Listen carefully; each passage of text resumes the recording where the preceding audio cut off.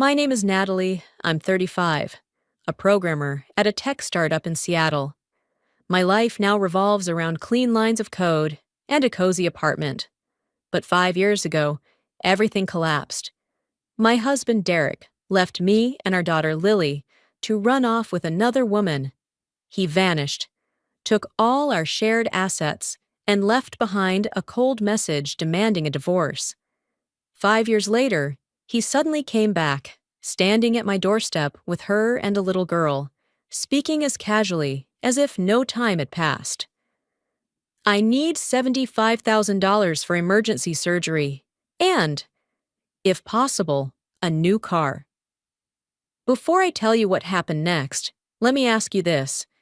If someone who once betrayed you came back begging for help, what would you do? Leave your answer in the comments.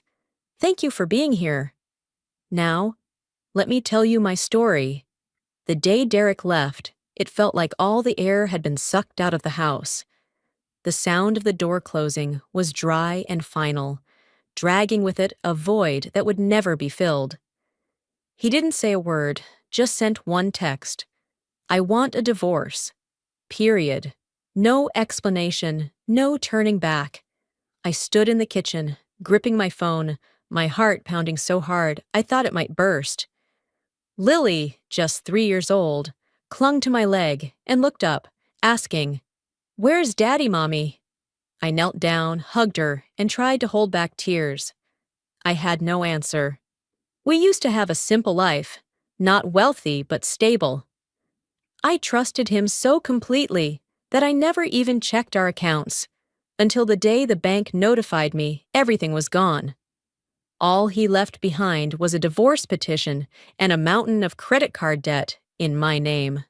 1 month later, he told the court he didn't want custody, but the truth went beyond that. No custody, no visitation, no support. He just wanted out. I could have gone after him for child support. Any lawyer would have said so, but I didn't. Maybe I thought I could manage on my own, or maybe I was just too exhausted. After the divorce, Derek disappeared. A friend said he moved away, lived with the other woman, and raised her daughter Megan. He never called, never asked about Lily. My mother-in-law, Susan, was the only one who stayed. She didn't condone what her son had done and kept in touch, watching Lily when I worked late. She became my rock. Her quiet kindness felt like a kind of strength. Derek didn't send anything, not a call, not even a birthday card for Lily. Once a year, I'd get an email from him. "Hope you're doing well." Derek. Empty words, like he was just checking a box. Meanwhile, I was barely surviving. After the divorce, I worked as a waitress at a diner, just making enough to cover rent. On good days, after paying for daycare and utilities, I had about $100 left, sometimes less. We were always one misstep away from falling apart. Lily and I ate leftover food from the diner, half-eaten bread, cold fries. I smiled at her, pretending everything was fine. But inside, I was crushed with worry. 3 months later, I took on more jobs, house cleaning, then cashiering at a grocery store. Every dollar went to rent, electricity, or a new pair of shoes for Lily. I lived in constant fear, afraid of running out of money, afraid that Lily would suffer because of me. My mother-in-law, Susan, became the light in my darkest days. She would come over, bringing a pot of hot soup and funny stories just to make Lily laugh. "I'll watch her, you go to work," she said, her voice warm but firm. I tried to pay her, but she waved it off. "Family helps each other, Natalie." One day, she pulled me aside to the kitchen table and laid down a flyer for a programming course in front of me. Her eyes lit up. "Give it another shot." "I'll pay the tuition." I shook my head, embarrassed. "You've already done too much." But she held my hand, her voice steady. "This isn't helping.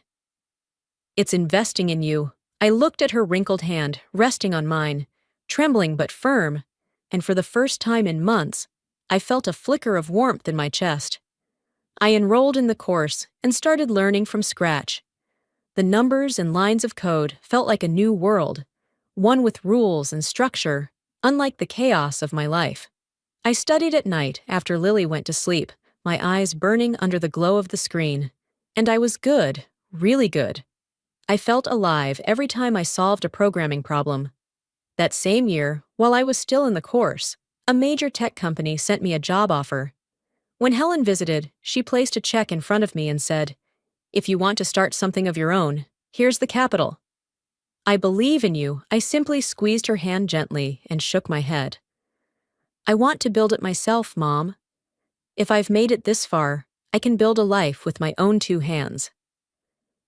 She looked at me for a long time, then smiled. A sad smile, the kind only a mother could have when she realizes her daughter-in-law has grown, while her own son never did. I worked non-stop. During the day, I served tables at the diner, darting between crowded booths, my hair filled with the scent of coffee and toast. At night, I took freelance programming gigs, typing until my fingers went numb. Every dollar I earned, I divided carefully. One part for Lily, one part for rent, one part for savings. That first winter, after finishing my contract with a client, I sat still for a long time, staring at the number on my bank screen, unable to believe it. After paying rent and utilities, there was money left over. A feeling both unfamiliar and warm spread through my body, like I'd finally surfaced after years of drowning. I went out and bought my daughter a new coat, not one from the discount rack in the back of the store like before. For the first time, I walked into a supermarket and picked out the things I liked without needing to look at the glaring red sale tags. That night, I took Lily to a small restaurant in the neighborhood, just to taste what a day without fear felt like. Once my income stabilized, I started sending my mother-in-law $1,000 every month. Not out of obligation, but out of gratitude. Helen had never asked for anything, but I knew her old diner still had leaks in the ceiling, and the fridge worked on and off. A year later, with $100,000 saved up, I made the decision to expand my work and build the company I'd always dreamed of. A decision full of anxiety, but also full of hope. And then, something incredible happened. The business took off, and that money turned into $300,000 in just a few months. I remember sitting quietly at my desk, looking at the bank account, feeling like the world had opened up a new layer of air I never knew existed. As the numbers in my account grew, I bought a small apartment in downtown Seattle, furnishing it piece by piece the way I wanted. No more used things, no more wobbly chairs. Everything was new, and everything was mine. I called my mother-in-law and told her I wanted to bring her to live with us. She just chuckled, her voice soft like a breeze. "I love my little home, Natalie," she said. "But I'm proud of you." A few weeks later, I sent her the money to help fix up the old diner. New signage, a working fridge, new tables and chairs. On opening day, she sent me a photo. Her standing at the front of the shop, her smile full of wrinkles, but shining like she'd turned 10 years younger. I looked at the screen and smiled gently. In the end, we both got what we truly wanted. A real home, even if we didn't have to live under the same roof. One evening, 5 years later, while I was sorting through documents at my desk, there was a knock at the door. I opened it and froze. Derek stood there in a wrinkled coat, hair messy, eyes trying to look frail. Beside him was Megan, the former mistress, holding the hand of a little girl around 6. She glanced around the hallway, clearly sizing up the value of the apartment I lived in. "Natalie?" Derek said in a low voice. "I need to talk." I stood still. 5 years of silence, and now he showed up like nothing had happened. "How did you get my address?" I asked, my voice stiff.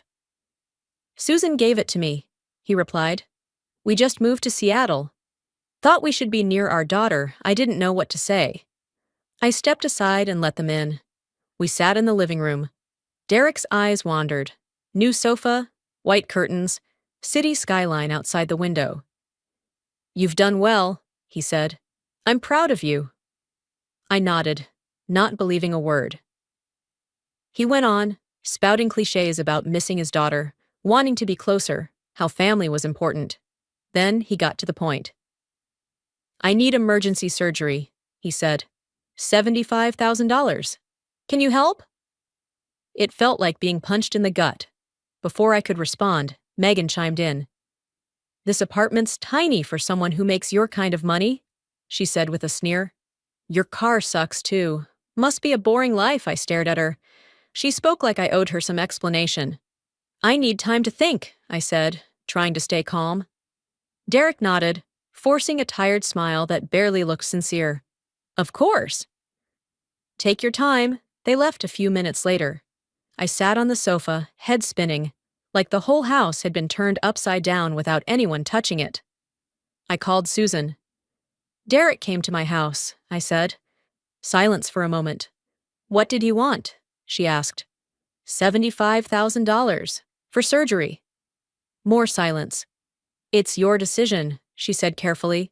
"To help or not." Her voice worried. "He called, said he wanted to make things right." I thought maybe he'd changed. "I'm sorry if I was wrong." "It's okay," I replied. I wasn't angry. She had always been kind to me. The next morning, the phone rang. It was Derek. "Good morning, sweetheart," he said sweetly. "Have you thought about it?" "I'm still thinking," I said. "Don't take too long," he replied. "I need to know soon." He hung up before I could say another word. That night, Susan texted me with a link. "Check Derek's page. You need to see this." I clicked. The post was right at the top, uploaded 2 hours earlier. Thrilled to announce I've reunited with my ex-wife, Natalie. She's a successful programmer and has agreed to help fund my surgery. Family is everything. Even though she once left me while I was sick, I'm grateful for her kindness. In the comments, Megan dropped a heart emoji. I stared at the screen, my hand turning cold. Attached was a photo he had secretly taken during their visit to my new apartment. He lied. I never agreed to anything. I called immediately. "Take the post down," I said. "Right now." The lies about me agreeing. The photo of me, "I don't think so," he said smugly. "People already believe you said yes. If I take it down now, you'll look bad." I heard Megan in the background. She snatched the phone. "By the way," she said, "I need a car. Around $100,000. And a monthly allowance of $1,000. I was speechless. On top of the $75,000, she wanted more. "No," I said. "Absolutely not." Derek took the phone back. "You're selfish, Natalie. You have money, but won't help your own husband." "You left me," I shouted. "You took everything and abandoned me and Lily. And now you show up demanding money?" "That's the past," he said coldly. "Move on." "You are not my family," I said. "You're a stranger." His voice turned dark. "You'll regret this." I blocked his number immediately. A few days later, I was coding when Deepa, the company's CTO, messaged me on Slack. "Natalie, you need to come in." I arrived to find her at her desk, looking uneasy. "A man came by this morning," she said in a low voice. "Claimed to be your ex-husband. He stood by the pantry and shouted in front of the entire team that you're heartless, that you abandoned him when he was sick and refused to help pay for surgery." Everyone on the floor heard my heart sank, like someone had clutched it tight. "What did you say?" I asked, trying not to tremble. "I told him to leave immediately," she said. "This is a company, not a family stage. I called security to escort him out. But you should know, he made a huge scene." I thanked her and returned to my desk, my face burning. "He had the nerve to show up at my workplace and slander me in front of my coworkers." Over the next few days, messages from unknown numbers flooded my phone. I must have accidentally unblocked him while cleaning up my contacts. "Natalie, I need surgery money. You're my only hope. Don't you care your daughter's losing her father? If you don't help, I'll make sure everyone at your company sees what kind of person you really are." I read them, gripping my phone, then deleted every single one. I ignored them. No replies. I wouldn't let him drag me down again. One weekend afternoon, while I was teaching Lily how to paint, the doorbell rang, urgent, repeated. I looked through the peephole. Derek and Megan.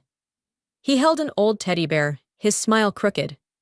"Hey, sweetheart," Derek said, grinning like nothing had happened. "Can we come in?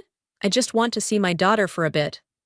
I opened the door, let them in one last time, not out of trust, but to end it once and for all. Lily was sitting on the rug, building blocks, wide-eyed at the man claiming to be her dad. I sat close beside her, arm wrapped tightly around her shoulders like a silent shield. Derek knelt down, voice sweet as honey. "Do you miss Daddy, Princess?" Lily pressed closer into me, saying nothing. I watched his eyes scan the apartment, like a predator sniffing out prey. Megan stood in the corner, pretending to scroll her phone, but her fingers didn't move. Susan, in the kitchen making tea, suddenly paused. "Natalie," she whispered tensely, "your office." I glanced over, the door slightly ajar, soft light spilling from the laptop. My heart pounded. I stepped quietly down the hall. She was in my room. I pushed the door open. Megan sat at my desk, laptop open, fingers clacking like rain.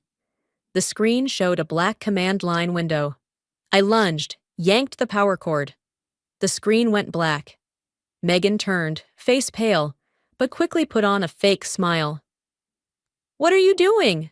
I was just looking at photos. I said nothing. Just stared her down, cold, unmoving. I slammed the laptop shut, clutching it to my chest. "Get out," I said, my voice low but sharp as a blade. "Both of you." Now Derek walked in, pretending to be confused. "What's going on, Natalie?" I didn't answer. I simply pointed at the door. When they left, I locked it tight, heart still pounding. Susan put a hand on my shoulder. "Check everything now." I opened the laptop, ran a virus scan. Every second felt like a year. The result popped up. I froze. A keylogger had been installed, tracking every keystroke, passwords, bank accounts, emails. Installed 10 minutes ago, exactly when Megan had been sitting there. I wiped the software, changed every password, activated two-factor authentication. Then I shut the laptop and sat still, staring at the screen's faint reflection. I wasn't angry anymore. What I felt was something clearer, colder, final. This wasn't about family anymore. This was a crime. I should have called the police right then. I should have, but I didn't. I didn't want to drag my daughter into another storm. I needed something solid, not chaos. So I called my lawyer, Jason. He'd helped me back when I started the company. A calm, principled man who understood how I handled things. "Jason," I said, "I need to file for a restraining order." "I have evidence." He replied simply, "Tell me everything." I told him about Derek and Megan showing up, the threatening messages, and how Megan had installed spyware on my laptop. I sent over the full system report, screenshots, installation logs. Jason moved quickly. Within 2 days, he had the full case ready to submit to court. Every detail was in the report. The exact timestamp the software was installed, the access code, the IP address matching Derek's home, and the string of messages demanding money, threatening, slandering me. "This is more than enough," Jason said as he reviewed the final file. "We have clear evidence of data breach and personal threats. You will be protected." The hearing was held a month later. It was closed to the public, but the air in the courtroom was still thick and suffocating. I sat beside Jason. Across from us sat Derek and Megan, each with their own lawyer.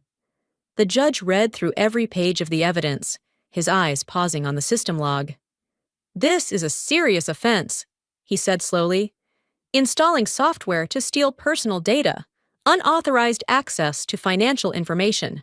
This isn't a family matter." Derek's lawyer tried to defend him. "Your Honor, my client simply misunderstood. This was a miscommunication. He meant no harm."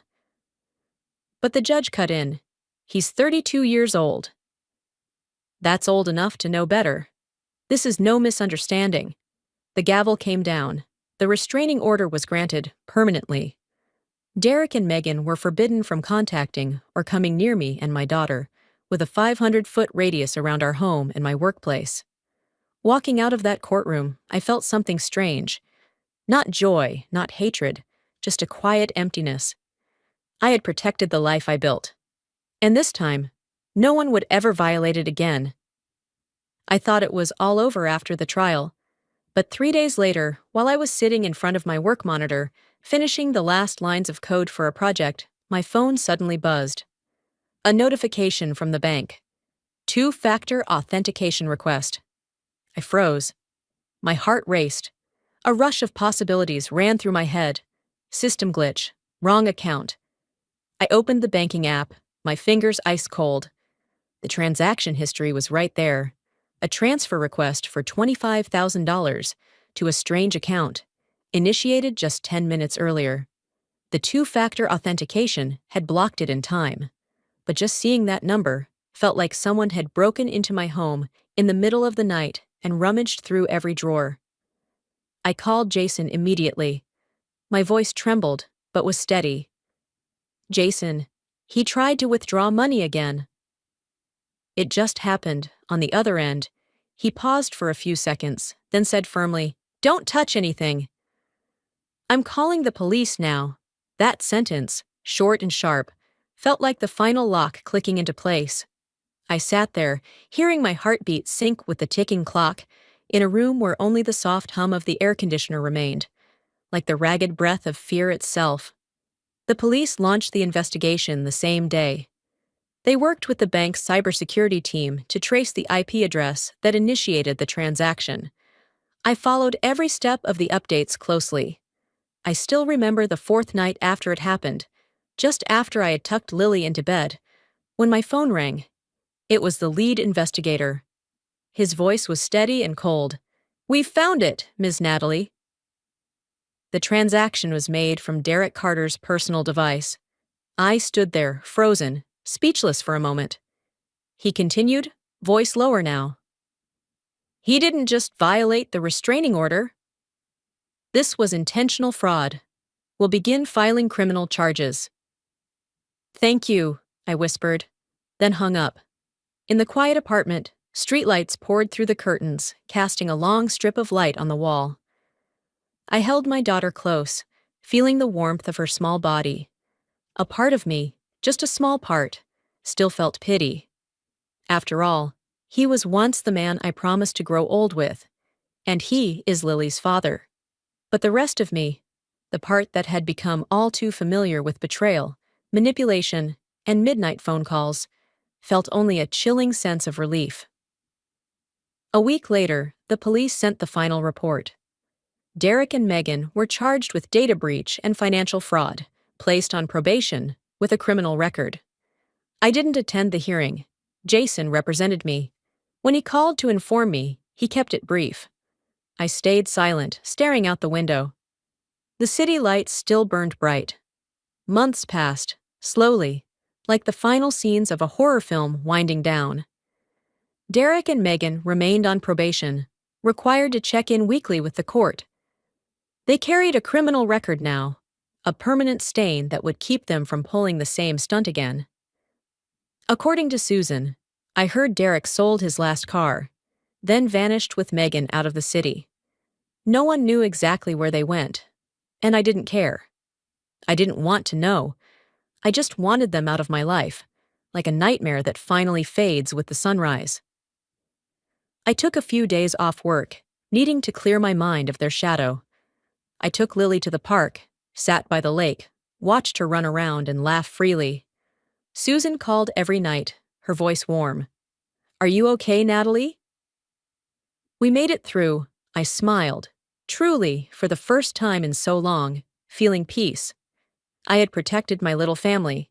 Lily with her innocent laughter, Susan with her unconditional love, and myself, the woman who was once abandoned but now stands tall. No one could ever take that away from me again. My life, finally, was mine. I also took time off for my daughter and drove back to see Susan, the only woman in my life who had never once walked away from me. She still lived in that little house at the end of the street, where the warm yellow light spilled from the old window each night, just enough to make you feel at peace. Her small diner was more polished now, with fresh paint on the walls, a brand new sign, and more customers than ever. When I stepped in, she was still behind the counter, apron tied tight, her hair grayer than before, but that smile, gentle, warm, and unmistakably real, was exactly the same as the day I first met her. That night, after closing up, she made me a cup of jasmine tea, its soft aroma filling the kitchen. The warm light fell on her face, deep wrinkles etched like years of weather carved into her skin. We talked about everything: my job in Seattle, the programming projects, how she had learned to use a tablet to manage orders. Susan looked at me through the glow of the light, her voice low. "I'm proud of you, Natalie. Of everything you've done, of how you faced Derek." I smiled, warmth blooming inside me, but before I could answer, she continued, "I need to tell you something." Her tone was calm but steady, just as it always had been. I looked up, heart quietly stirring. "Derek called me once," she said, pausing, her eyes drifting into the distance. Her voice trembled. "A few months ago, before all the legal mess started, he said he was sick, needed $10,000 for treatment." My heart tightened, like someone had it clenched in a fist. "You gave it to him," I guessed. She smiled weakly, that kind of trembling smile that almost mocks itself. "I thought he was my son." I believed him. I held her hand. "He lied, didn't he?" She nodded, tears rolling down her cheeks. "After you told me about the keylogger, the restraining order, I called him to ask again. He admitted he wasn't sick. The money, I don't even know what he used it for. Then he cut contact, blocked my number." "Did you try to get it back?" I asked. "I did, but he disappeared." She let out a brittle, broken laugh. "You know, I'm not even angry about the money. I just feel foolish, still believing a mother's love could save someone who had already chosen a different path." I looked down at her hands resting on the table, thin, veins raised, fingers still dusted with flour. And in them, I didn't just see the pain of a mother who had been deceived, but the quiet collapse of a belief that had lasted a lifetime. I held her hand, squeezing gently. "I'm sorry, Mom." She shook her head, her smile faint but her eyes brighter. "Don't be. I just realized sometimes blood doesn't mean a thing. But you stayed. You didn't walk away. That's enough." She stood up, went to her room, and returned with a thick envelope. "I've redone the will," she said slowly, as if bracing for me to protest. "This house, the diner, and my small savings, they'll all go to you and Lily. Not a cent for Derek, not a cent for Megan. Just you. Not because I want to make it up to you, but because I want it to belong to the person who truly stayed with me." I went still, eyes stinging. "Mom, I don't need—" "You do," she interrupted, her voice suddenly firm in a way I'd never heard before. "Not the money. The acknowledgement. You are my family. Not because you used to be his wife, but because you lived with kindness and loved the way it should be." I broke down, crying for the first time in years. She cried too. Those old, heavy tears that moved slowly, but stung like salt.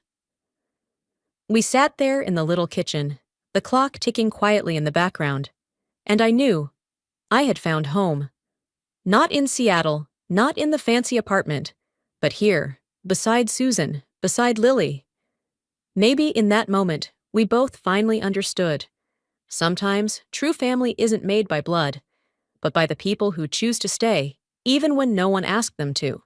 The next morning, I woke up to the first light slipping through the curtains, shining on the photo frame she had placed on the shelf. Everything in the house was still, just as always, except there was no sound of her making tea in the kitchen. I walked into her room. She was lying there, peaceful, hands folded as if simply resting. She had passed in her sleep so gently that I could hardly believe it. On the nightstand, her signed will still lay neatly inside the envelope, right next to a cup of tea she hadn't finished. I sat down beside her, took her now cold hand in mine, and let the tears fall without even trying to stop them. She had left just hours after hugging me one last time and whispering, "We are family." My daughter came in, stood quietly, and softly asked, "Is Grandma just sleeping, Mommy?" I couldn't answer.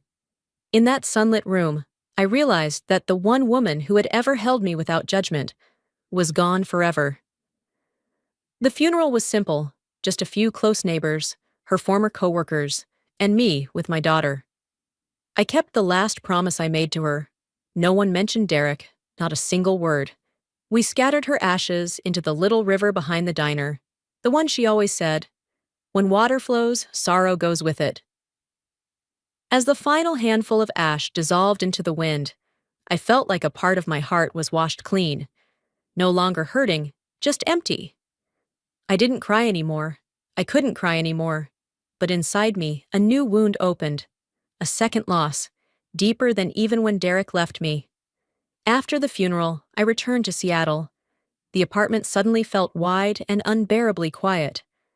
I realized I couldn't keep pretending to be okay forever. So for the first time in years, I booked an appointment with a therapist. Her name was Dr. Harper, around 50, small in build, with a calm, low voice. During the first session, I sat in silence for a long time before I could even say my first sentence. I don't know why I keep getting left behind. Even when I've tried to live kindly, she looked at me, nodded gently, didn't interrupt, and simply said, "It's okay." "We'll take it slow." I went to see her every week. We talked about Derek, about the betrayal, about what it feels like to be abandoned, about the pain of trusting again only to be deceived.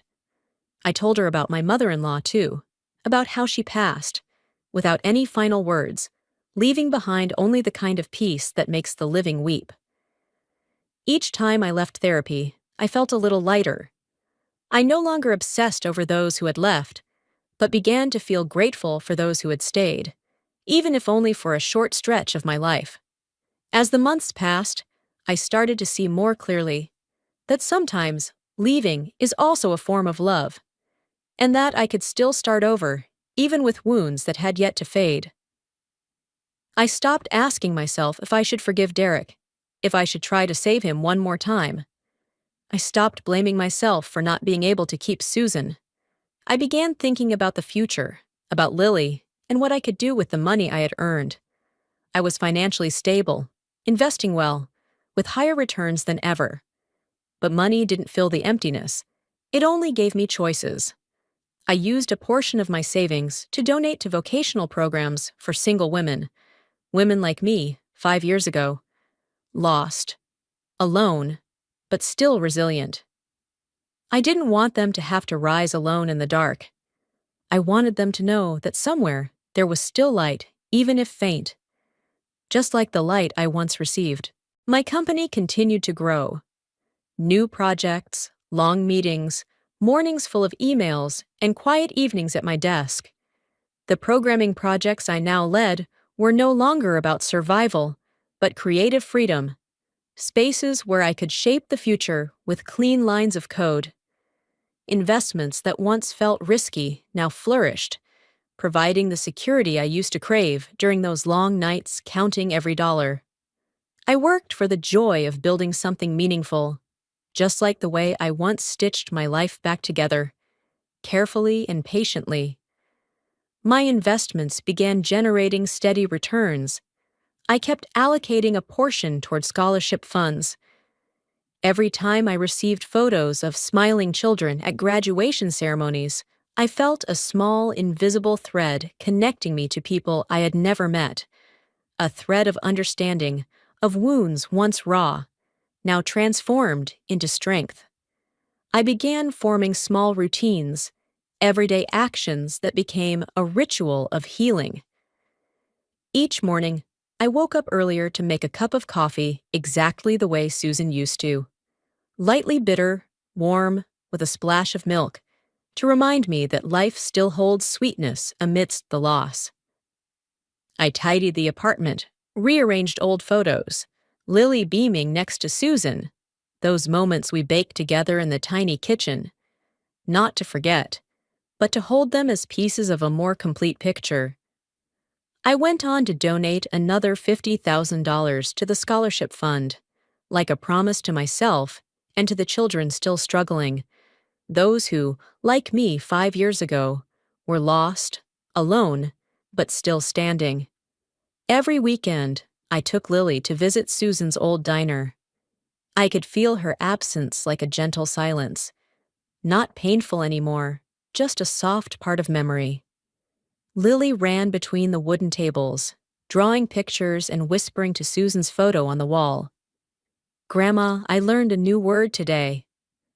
We deepened our bond through simple acts, brewing tea together, reading books side by side, sitting by the window watching the rain, the same window where Susan used to sit and tell her stories.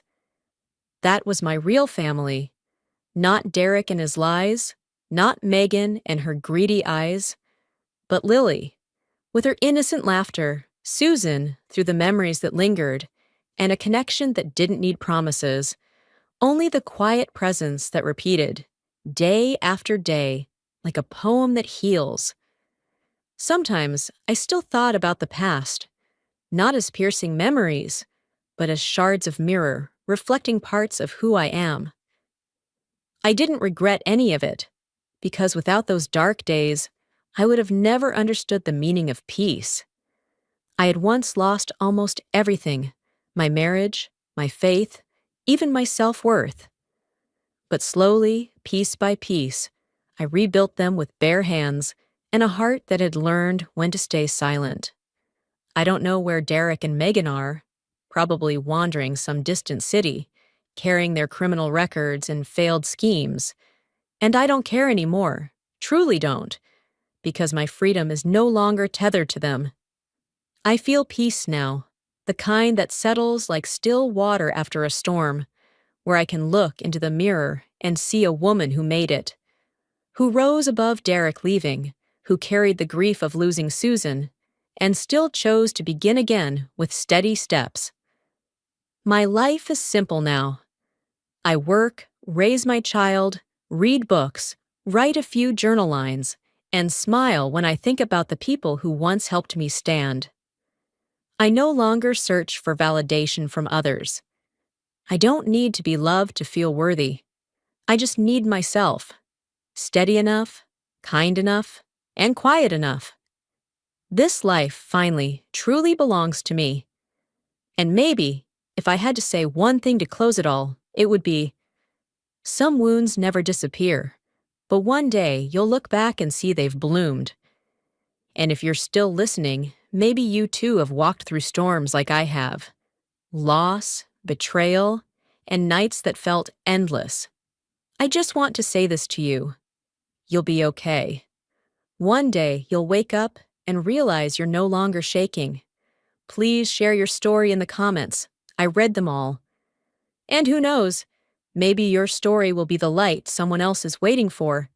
And if this is your first time on the channel, don't forget to hit subscribe, because we're still telling stories like this, stories of betrayal, awakening, and the quiet strength it takes to stand up on your own. Thank you for listening, and may you find peace in your own way.